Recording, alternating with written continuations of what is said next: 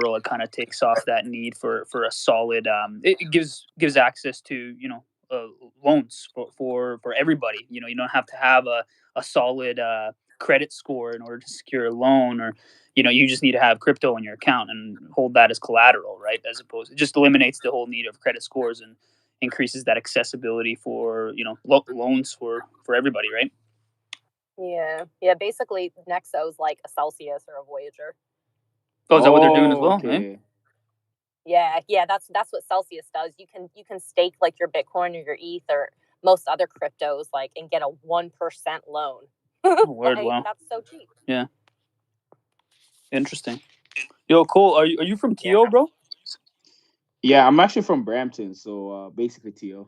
Yeah, straight up. I hear the accent, bro. Yo, that's funny. You're from there too? No, I'm not from TO. I'm from the West Side, bro. I'm from Calgary. Oh, no way! Wow, Yeah, see, bro. our accent's that recognizable. Oh, of course it is. Yeah. Yeah, that's Canadian New York. I keep telling people that it's Canadian New York. You can't miss it. Straight up. That's dope though. That's dope. Yeah, Canada's a funny place, man. Like you can't miss a lot of people out there. But I'm excited to see how the blockchain space is growing in Canada though, because I've been seeing a lot more like even like crypto meetups and all type of stuff like really popping up lately.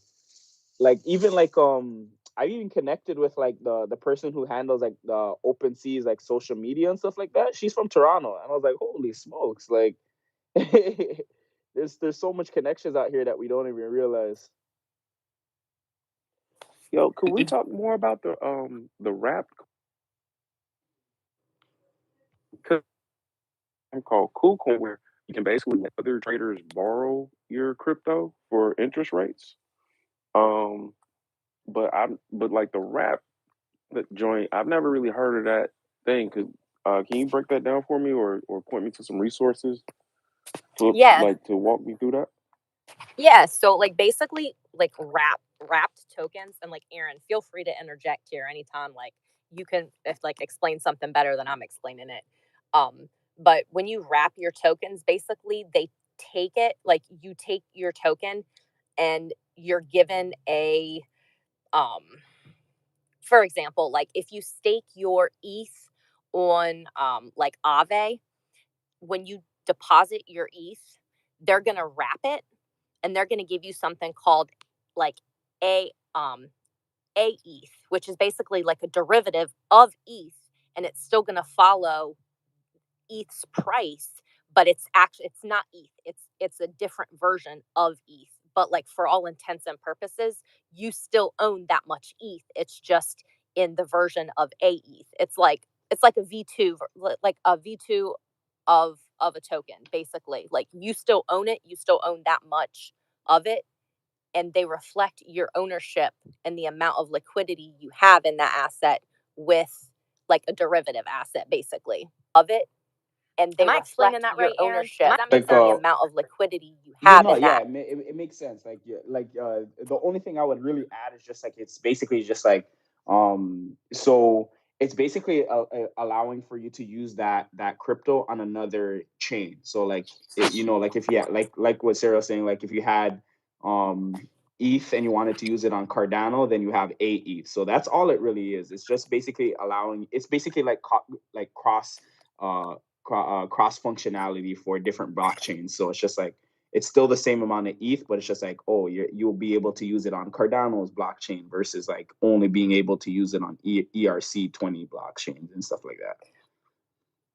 And but the perk of using wrapped tokens versus just like swapping your tokens is like the crypto laws, the crypto tax laws are kind of still vague with that. So technically, if you wrap your crypto, you're not selling it. So you're not creating a taxable transaction when you wrap it. You're basically just loaning it out at that point. Like, you're just loaning your crypto out. You're not like swapping it and selling one crypto for another.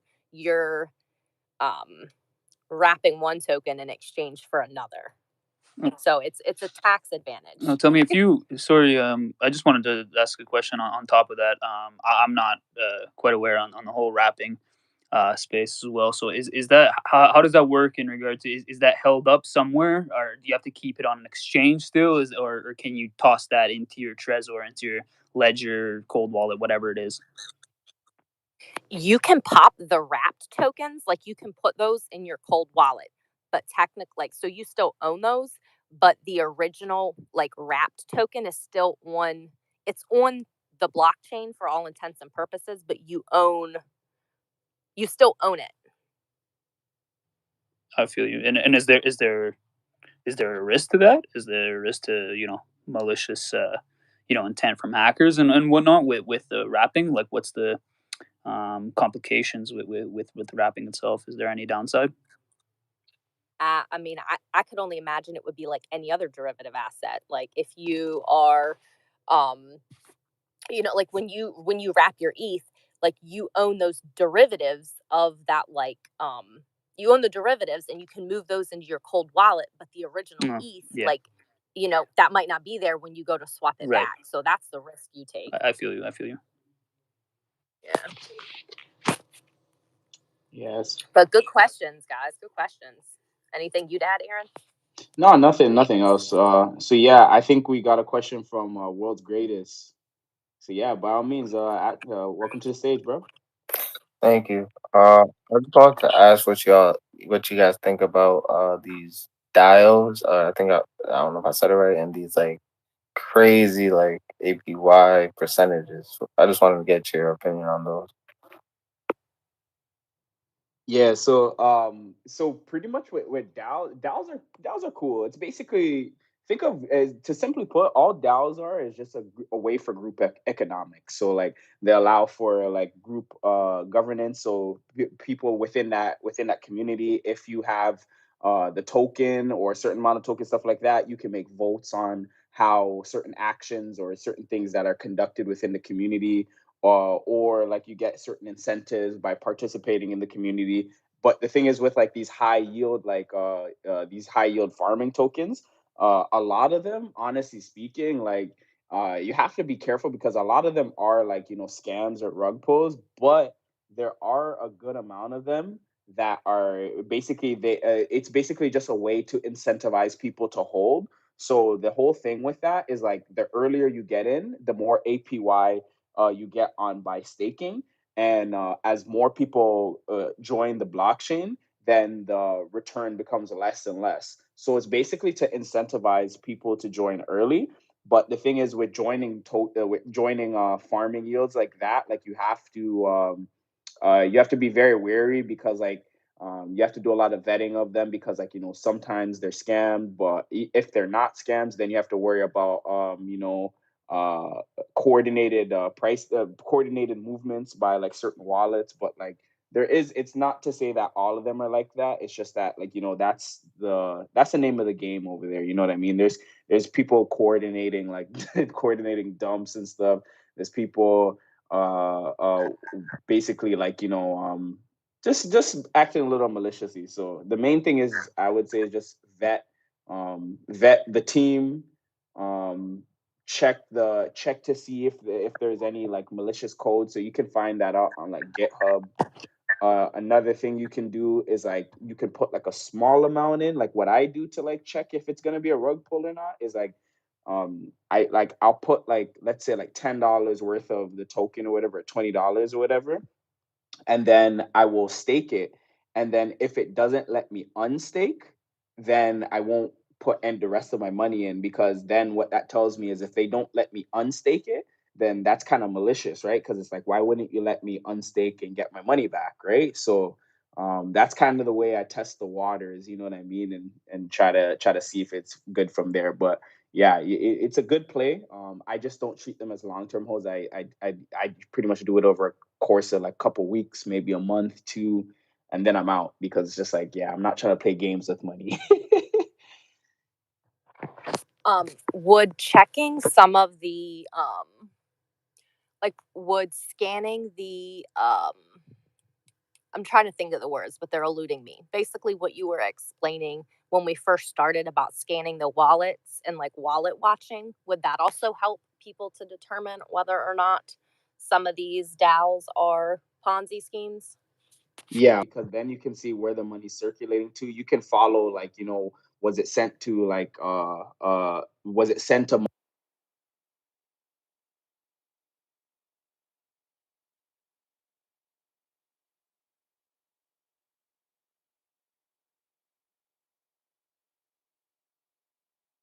good practice for any other trade. Like anytime you enter like micro caps and stuff like that, like, or small caps, you really want to do that because like in usually in like micro caps and small caps, there's probably only like 3 pages worth of like transactions on there, right? So it'll only be like three pages of like 50, so like 150 um opportunities there to really like check what's going on. So it's just good practice, and like you can always find out on the chain. So like if it's a Ethereum based token, you can find out on Etherscan.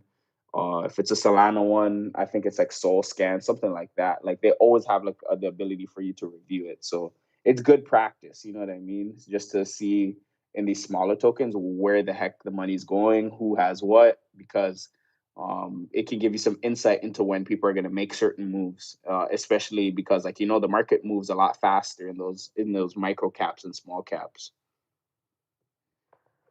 Yeah, they're a lot more volatile too, right? Since they just don't have the trading volume. Yeah, like literally, like all it takes to be a whale in like in a small cap or micro cap, you just need like 10 to 15,000. If you have $10,000 to $15,000 in a small cap or a micro cap, then like you can shake up the liquidity in the market. Good to know. That's real good to know. So when people are like wallet watching, what are they looking for? Just basically large movements of crypto, or like large trades and sales? Yeah, so like large sudden movements, consistent movements, because some people try to do like a more considerate trade. Like I don't consider this malicious, but I just consider it someone taking profit. Like let's say if they do uh 10% here, another 10% there, another 10% there. That's just them not trying to ruin the market and stuff like that. But like then you have people where you can see, oh, they're pulling 40% out of the time, 30% out of the time, 70, 80, stuff like that.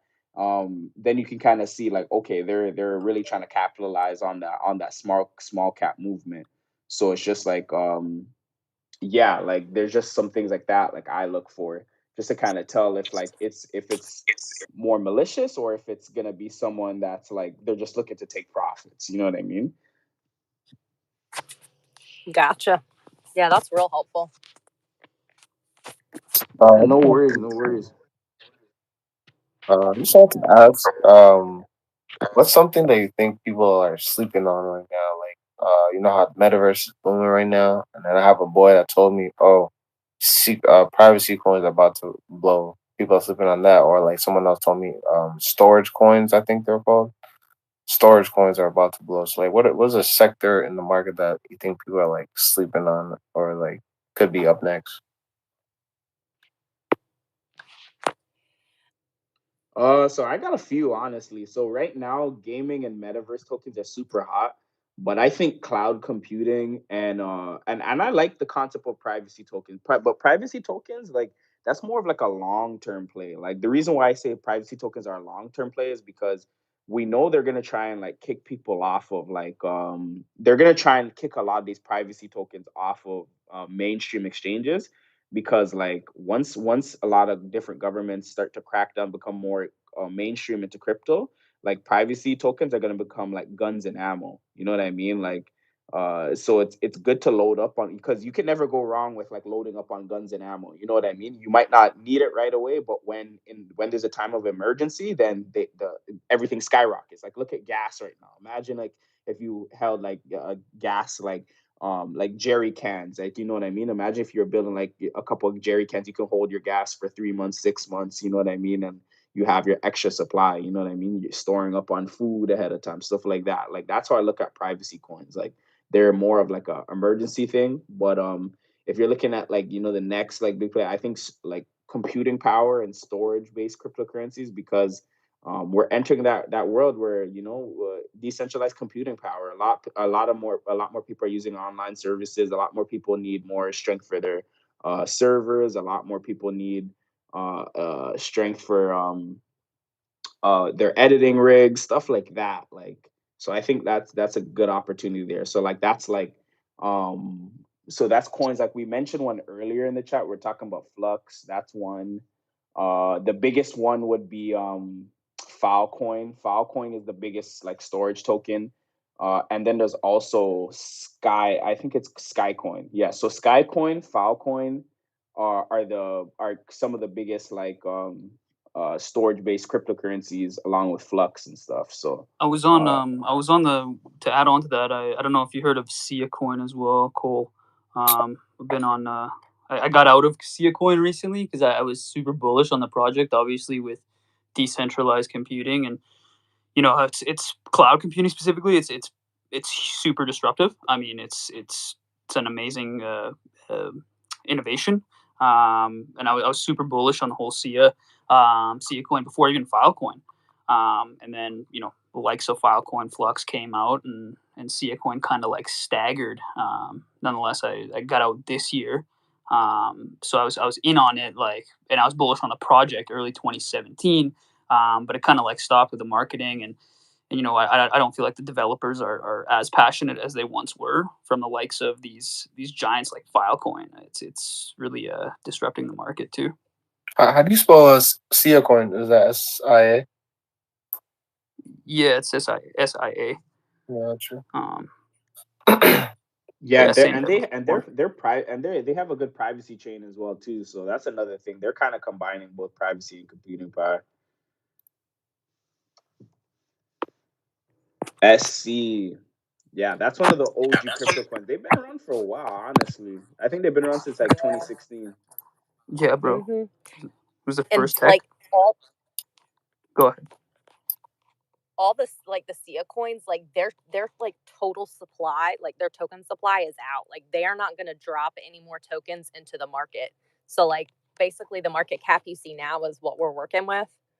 Because I trade Sia, and like that's one of the cryptos like I've done a little more research in to know like nobody's going to dump on the Sia market because they can't, like, unless whales are manipulating it, Sia's not going to drop any more tokens into the market and basically flood everybody out.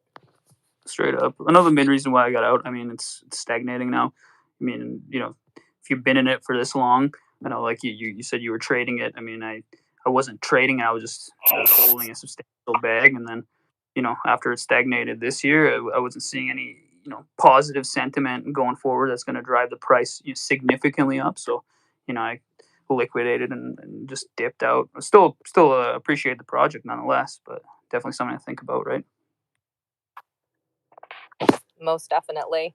And I think, I don't know if maybe Sia Coin's just one of those tokens that like stays on the back burner for people to be able to trade with, because it's still, it's such a low price and you can still like 5-10x your money on Sia. So I don't know. It's just something to kind of keep in mind if you are in like the more into trading. Definitely make money with that one.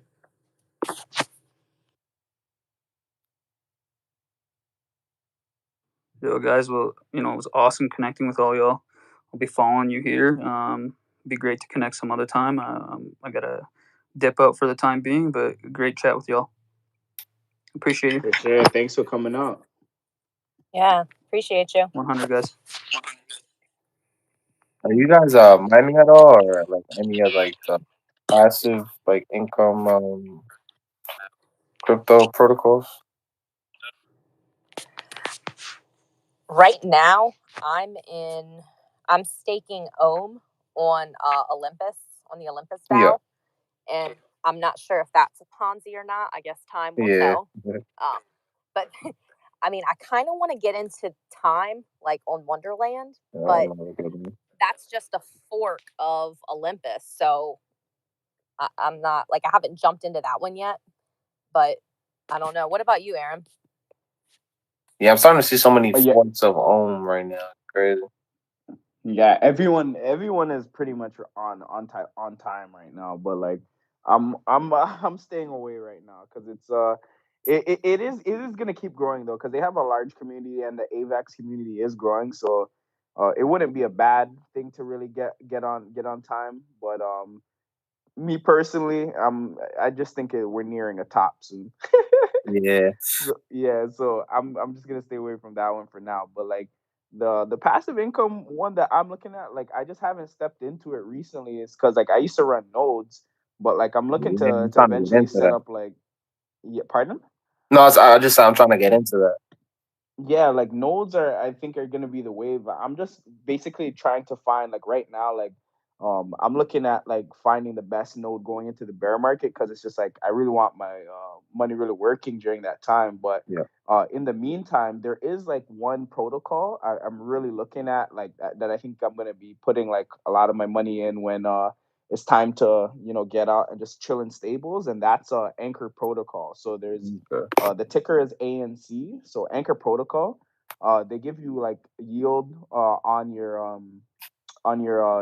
stable coins, and I think right now they're giving you like 19 or 21% on like if you're staking like your USDC or anything like that. Like let me look. Yeah, right now the APY is like 19%. So like just to pretty much just chill and have it in there, like I wouldn't mind doing that. Like I think that's gonna be like my passive return like when we're in like the bear market stuff like that. So but like as of now, like I haven't really tinkered around with too many passive routes other than like nodes. Yeah, because I missed out. I don't know if you heard of Strong, but I missed out on that Yeah, one. Yeah, man, that one is changing lives. Like people are making like 50K a month off like not too many nodes. So I'm trying to find something just like that. So I have a question actually. Maybe y'all can help me understand. So is the amount you have to stake to run a node like different for each blockchain? Because like I know for like Ethereum you got to put up like it's like 50-60 grand worth of ETH to be able to run an ETH node. Like is that the case for some of these other blockchains? Because like if so, I need a pool of people that we can go in together and like run a node and like split the money, because those barriers to entry are kind of high. yeah. There's a lot. Like I know ETH right now. There's like it's 32 ETH to drop one on there, but like the easiest one you can do, honestly, there's another one. It's called. I know this. It sounds similar, but it's called Anchor. So ANKR. ANKR, they let you join like smaller pools with like as little as like point 0.5 ETH and stuff like that. So you can start like earning and staking on there using their thing called like StakeFi or whatever.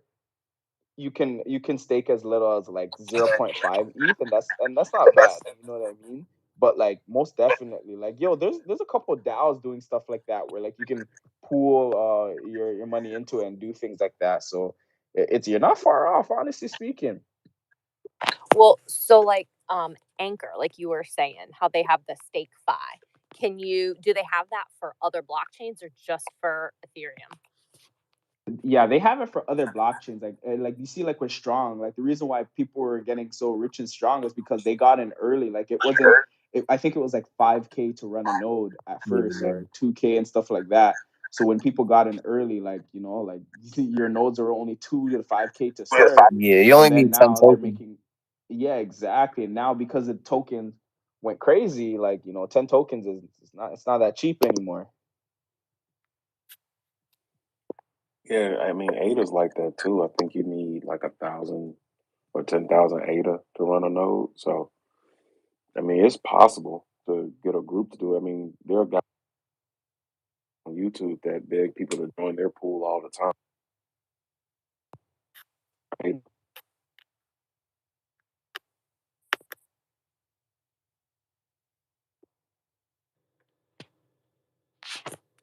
Gotcha. That's good to know.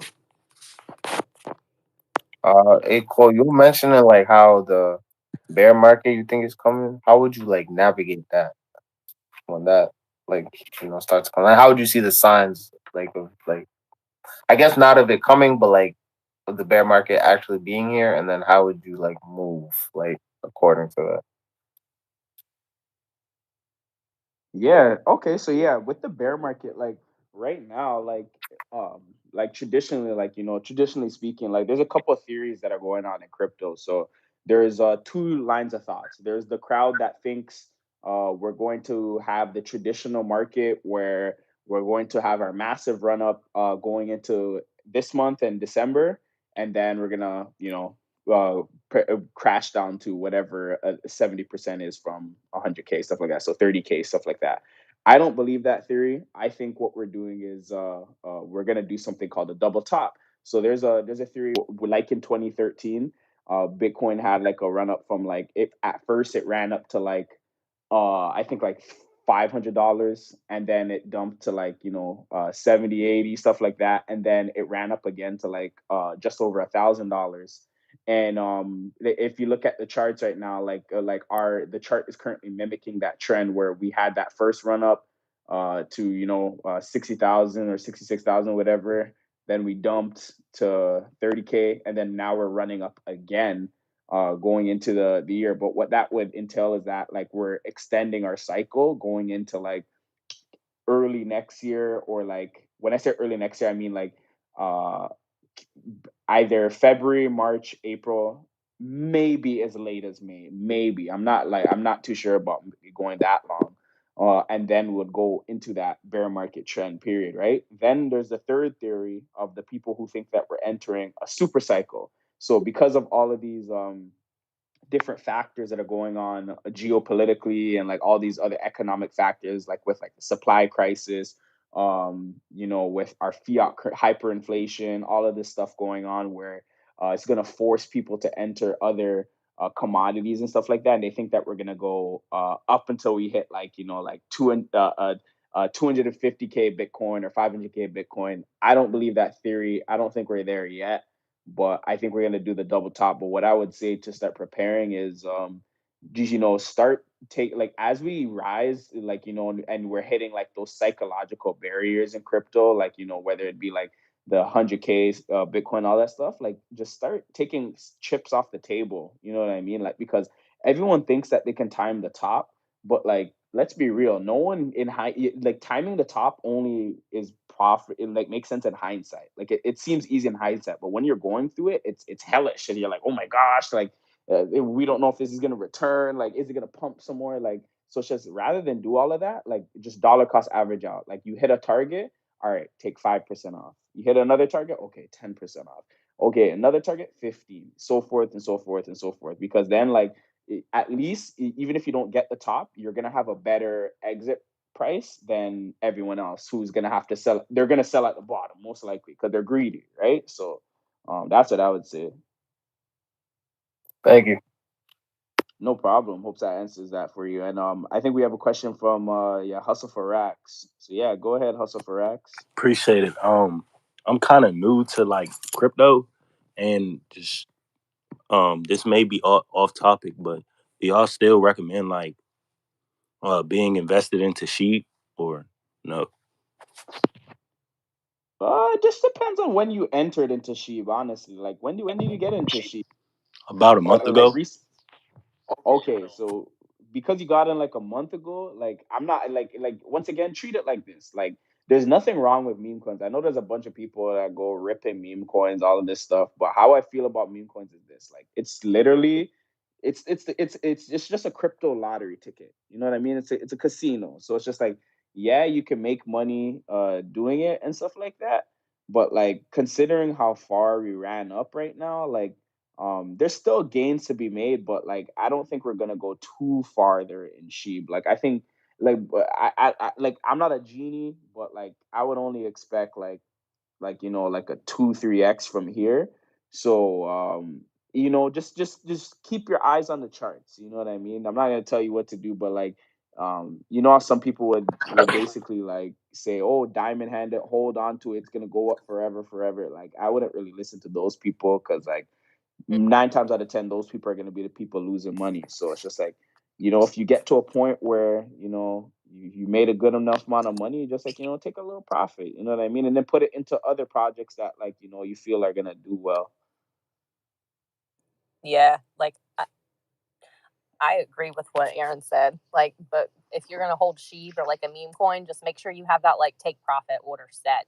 You know what I mean? That way you don't have to like actively keep checking your phone, checking the price, like sweating whether or not you're gonna sell your Shiba when the market races back up or whether it's gonna dump again before you can sell it. Like, just, you know, figure out if you want to like double or triple your money or how much profit you want to take, and then just set your sell order and just wait it out.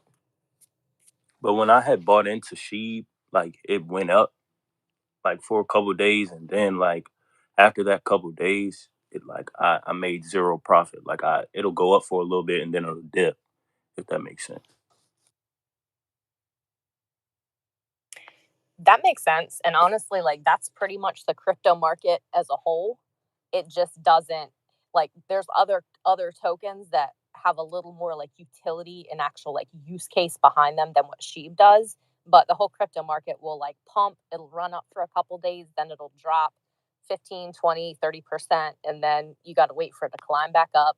You know, like Sheeb's the same way. It's just you're playing more of a long game with Sheeb, and your chances are like, you just don't know when it's going to run up again. It could be 3 months, it could be 3 years. I also feel like it's a lot of hype around Sheeb too, as far as Twitter. Yeah, for sure. That's the thing that's driving it. It's literally just hype. You know what I mean? But that's what I'm saying. Like the next time, like how okay, this is how I treat Sheeb. Like when everyone starts going nuts on Sheeb about on Twitter, that's the time you should be selling. Like when people just start like talking like, oh Sheeb, oh greatest thing, oh like like because like they shut down the internet. Like you don't even have to be on crypto Twitter to know that Sheeb's pumping. You know what I mean? Like when it goes crazy. And like once it get to that mania level, like that's the time to be taking profits. Cause like honestly speaking, like that's when people get the greediest. That's when people FOMO in, you know what I mean, and all that stuff. So it like you gotta treat it like this. Like when people are getting greedy, that's when you be fearful, you know what I mean? And when people are fearful, that's when you get greedy. So like just if you're looking for your next like point, when you see people going crazy, take a little chips off the table. That's what I would do, but that's just me. I'm not gonna like you don't have to listen to me, but that's just what I would do. Well, and that's the beauty of these spaces, is like having a couple different like viewpoints. You know, you would do it your way, I would do it my way. So like, take the best of everything and make it work for you. Yeah, I really like this discussion specifically with Sheep, because like there's a lot of people who are just getting into crypto and such. Like at work, if I have a conversation with someone, most 90% of the time we're talking about Dogecoin, or yeah, I just bought Sheep. And even for me, I started investing in crypto in like January this year. But my whole approach is just trying to find projects that have more of a real life value, more value to crypto in general, rather than just a lot of these meme coins. But like what Aaron said, I really like that we mentioned that you really got to treat it like a lottery coin, because if you're not really taking profits, then it's I don't see it as anything worth holding long term. We all saw, I don't know if you guys saw what happened with the Squid Game coin. That was like madness. Like seeing that happen, it just shows like you really, a lot of these projects that don't really have much value other than hype, it's a dangerous gamble at the same time, right? Yeah, they got crazy rug pulls, man. Like, yeah, that was nuts. Like, this one guy caught the rug pull on his live stream. Like, he saw it happen live. Like he was live streaming the whole time. Watched the price go from like it was just over like 2K or something like that. Watch it go straight to zero. It was Bro, that video is nuts. hilarious, and he starts screaming.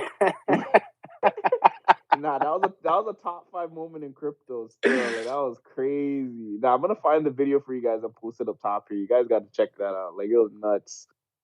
Yeah, yo, that's the way I'm looking at it. Like me, I'm a really patient investor, but at the same time, I'm also looking at it like, okay, what opportunities can I, um, because there are people who just happen to have their money in the right coin, and then they see, like, 10x, 30x. But me personally, I'm more looking for like the projects that I think uh, are good long term.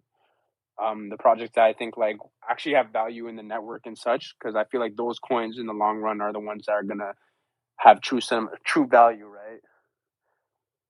So just trying to get into those coins early and just hanging on to those. But yeah, I'm still learning. I'm still trying to understand just overall the space, because there's so much about crypto I still don't understand. Like when you guys were discussing staking, I'm still trying to understand like how that works and such. I think you tuned into this space like at just the right time, because like a couple like segments ago, me and Aaron were talking about like, waiting for the next bear market to really stack up and like build our bags of like, like basically coins with good utility, like coins that have like real strong use cases that are actually going to change the world instead of these meme coins. So I mean, do your research now while prices are still high, and then once things start to like come down again, maybe that's when like, then you have your research done and you're well informed, but not financial advice. Y'all know the deal. I have a lot of I have a lot of tabs open on my MacBook just to expand my knowledge as far as crypto, because I'm new to crypto, so it's like I'm still trying to grow as far as that. For sure. Like if you're trying to tap in, like I think the couple of the best like YouTube pages to check out, like if you're trying to like have it break it down like very simply, like check out like a page called Whiteboard Crypto. Like so Whiteboard Crypto and Coin Bureau. So Coin Bureau is I call him the Bill Nye of crypto. So he breaks it down just cryptocurrency just like how Bill Nye would with all these science topics. He's very straight to the point. He's super honest.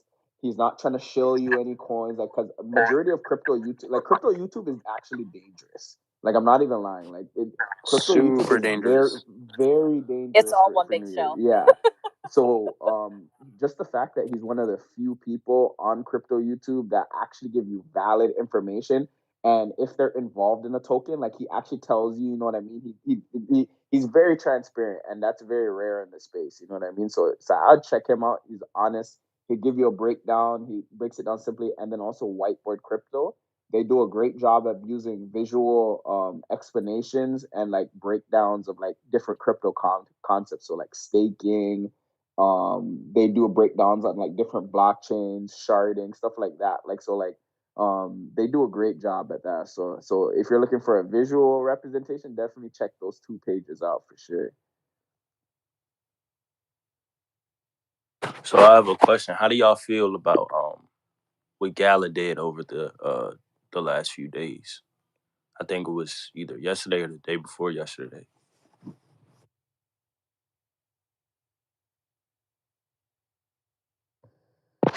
It had a real big pump, right? Yeah, I believe so. I think it was like up like 60%, like over like 60% the day before yesterday.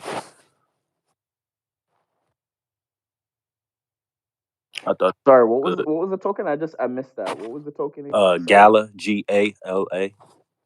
Oh, Gala. Yeah, I haven't been following that, but like I've been seeing it trend a lot. Like a lot of people I see follow and talk about it. Let me take a look right now. Honestly, I'm gonna do some quick searching on it. Honestly speaking.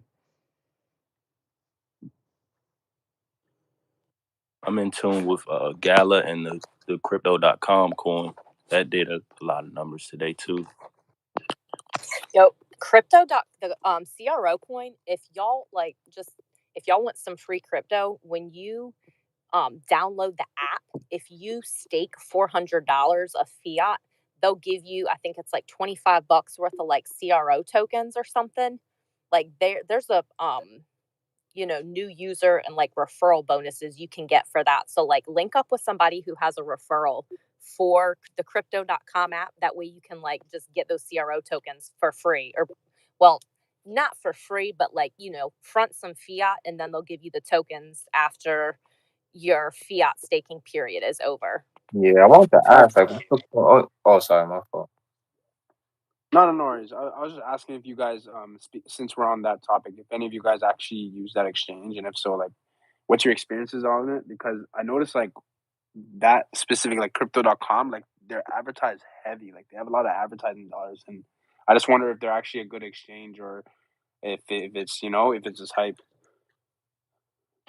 So I've I personally use them because you can get some coins on crypto.com app that you can't get on like Binance or on some of the other centralized exchanges. But if you're like doing any kind of trading, that is the shittiest app ever. Like, it's good for information, and basically, like, you can pull up most of the tokens on their app and it gives you a great breakdown. But if y'all know anything about slippage, like crypto.com, I think has high slippage. Like when you try to sell or buy a coin, the price that actually like executes and goes through at the time of buying or selling the coin, like that price is way different than the stated price they show you that you're looking at. Like when you are like, oh shit, let me go ahead and like buy or sell that coin right now. Like it's going to be still a few cents off that price. Wow. So and there's no like buy or sell orders. Meaning like there's no limit orders. So basically all your trades are going to happen at the market rate because they don't have any limit orders. They don't have any stop loss. There's no take profit, like nothing. You're basically just like buying or selling at market rate. And there's a markup on their crypto compared to that same token that you could get off like Coinbase or Binance. So they charge more and there's real high slippage. But you can stake on their app if you're interested in that. And like it's easy to buy coins on their app and just move them over to like other DeFi protocols that you want to use. So that's like the only positive I've seen. And getting fiat onto crypto.com is real easy to do, like compared to some of the other centralized exchanges. But that's just my 2 cents. Yeah, I just wanted to ask, what's the benefit of like investing in one of those like centralized exchanges? Like, are you just like investing in the exchange, or is there other benefits as well? Well, with crypto.com, like, you can get the CRO token, and basically they've have like a partnership with Visa. So like if you get that Visa debit card, the crypto.com Visa debit card, basically like all your fees, instead of giving you like fiat cash back, they'll give you like CRO cash back. So I guess if you wanted to earn free tokens that way, you could. But I don't really see any benefit to using the crypto.com app aside from just being able to get those free CRO tokens, because they're definitely going up in the future. Yeah, because I meant like in the sense of like buying the tokens. Like, is it like kind of just like investing in the exchange? Yeah, that, and then you don't make like trading fees or anything from anyone else. So you're really just investing in the exchange, and then that's it. Got it. Thank you. I typically use Coinbase, but it's not all coins are on Coinbase, so I plan on getting into the crypto.com app. I think for me, I use in Canada I use first off, I have a hardware ledger wallet kind of for my kind of coins I'm holding, like for dear life, like your Bitcoin and your Ethereum. I just keep them in the hardware wallet, and then the exchanges where I'm just dabbling in a bunch of different coins. So like I use Newton in Canada. It allows us to kind of pay through e-transfer through just to buy some coins there. And then I also have Coinbase, just trying to play that. Coinbase, Binance. Yeah, just trying to experiment, because some of these, like I know Coinbase, like the fees get they're pretty steep sometimes. But Newton, however, like I can buy crypto really cheap and then just send it over to my hardware wallet. So with your my bad. No, you're good. Go ahead. So with your hardware wallet, how does that work? Because I have the Coinbase wallet, but I'm not sure how it works. Yeah, so I'm not the complete expert on it, but the way it works is I'm sure you Aaron and you guys could probably explain it better than me, but it's just an offline it's an offline wallet to store your crypto, because when you're using these exchanges there, and the keys are pretty much public, right? So with decentralized finance, there's no bank, right? Like if someone steals your crypto or something happens, like there's no help desk to try and get your stuff back, right? Once it's gone, it's gone, right? So I just took it upon myself with these coins. It's kind of like you're your own bank, right? So it's basically you being your own security and such. And what is it's a physical, it's like a USB looking stuff that pretty much holds your coins offline, off the internet in a sense, locked away. Um, yeah, that I got it just because I wanted to be safe with those two coins, because I see myself like, especially if you plan on investing like a lot of money into certain coins, it's good to have a wallet where it's locked away and you could like know for sure that it's not going to be um it's not at risk of any potential hacks and such, because I heard stories of like certain exchanges like Binance, when people would just log in and then all their crypto's gone, right? And there's nothing you can't really go to anybody for it because it's decentralized finance, right?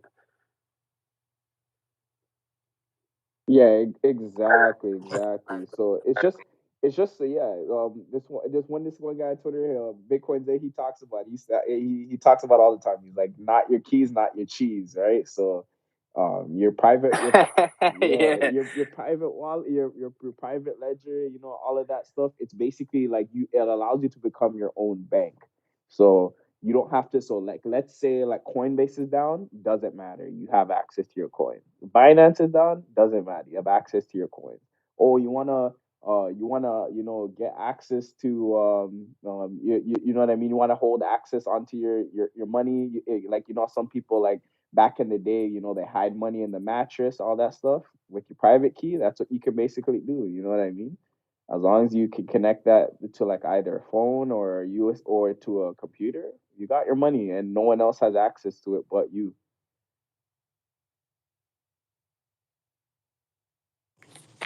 It's a pretty sweet concept, you know. I think like millennials and Gen Z, I think among us there's like a growing distrust of organizations, like regardless of what type of organization it is, but there's just a mass level of distrust, you know. Um so I think the whole concept of like decentralization and just being able to be your own bank, like what a time to be alive.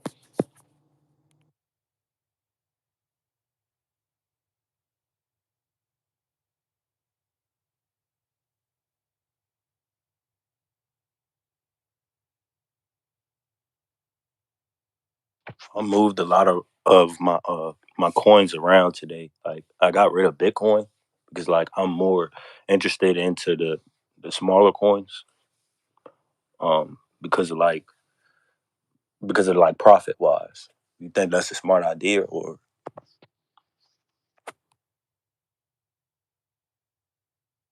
I've heard a lot of there's a lot of different like approaches and strategies towards how people approach the market. I know I've heard some people who will basically they'll invest in the smaller coins and then they'll take the profits and store it in Bitcoin, or they'll store it in Ethereum. And some people who just use Bitcoin as like a savings account where they just save purely in Bitcoin, right? So I think personally it's based on um, where your goals are. Like I know a lot of people, they want the 30x, the 50x, so they're more focused on those small coins. And then there's some people who kind of just they're just focused on just like kind of like saving. So To me, man, Bitcoin's like my end game. I'll dabble around in the smaller coins, and any profit I take, I kind of throw it into my Bitcoin, and then rinse, lather, repeat. I take my fiat and start again. Um, don't get it twisted. Bitcoin is like the number one coin, and it will continue to grow, and like everyone's going to adopt it at some point. It might not be, necessarily in our lifetime, but um, if you can make a quick buck off those smaller coins and then kind of dump it into Bitcoin, I mean, that's always my way of looking at things. yeah, that's what my Yes. plan was.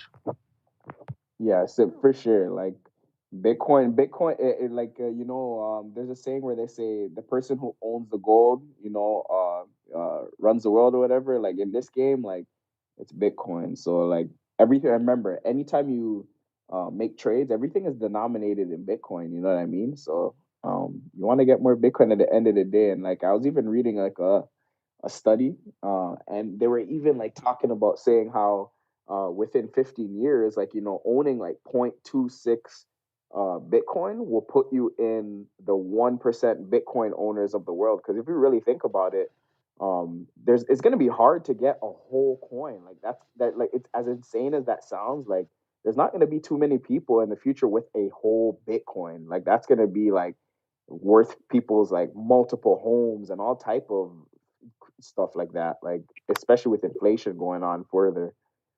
You said how much put you in the 1%? 0.26 Bitcoin. Wow. Because like that's like when they were saying Bitcoin's evaluation, because like they're just extrapolating. But remember, you got to take these studies and data extrapolations with a grain of salt, because it's just models, and models aren't perfect. You know what I mean? So based on the model of Bitcoin reaching a valuation of like $1 million, right? Which it's projected to do around 2030, 2028, stuff like that. They're talking about owning just 0.26% of 0.26 BTC puts you in the 1% ownership group of Bitcoin. Yeah, if you do the math of world population and 21 million Bitcoin, I think it comes out to 0.026. So I think that's where that number comes from. And a lot of people, at least my age, like I'm 22, right? So a lot of people my age, when it comes to conversations with cryptocurrency, like when the term Bitcoin comes up, it's always, oh, that's too expensive. I don't want to buy that and whatnot. But I remember, I forgot where I heard it. I think I was in back when Clubhouse was really popping. They had all those crypto rooms, and one of the things I really heard that really put into perspective with me is that you're not racing to own one Bitcoin. Instead, you're really racing just for your piece of the pie, because eventually you're not going to be able to have any Bitcoin. You're not going to be able to buy any, right? Because once the circulation runs out, it runs out. So you're not racing. You're not like, to a lot of people who see it as it's too expensive. You're not really trying to get your hands on one Bitcoin. You just want your piece, so that when it's out of circulation, you have your piece of the pie that will accumulate in value, right? Because the demand will be high because the supply is gone.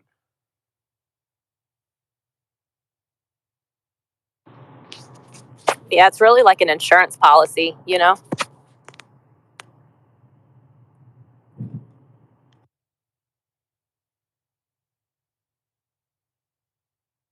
Joe, for sure. But guys, I'm getting a little tired. I gotta get prepared for some stuff tomorrow. So, do we have any other questions? I'm looking to wrap this up within the next like 5-10 minutes. So, I appreciate y'all answering my question. yeah, no worries, bro. I'm glad we're able to help Yeah. out. I think in the crypto and coffee podcast, I seen you talking about like code. I don't know if it was you, it could have been you, but you're talking about code using the blockchain. Are you trying to like get involved in any like projects or anything like that? Oh, like what do you mean? Like building projects Yeah, or anything? like developing.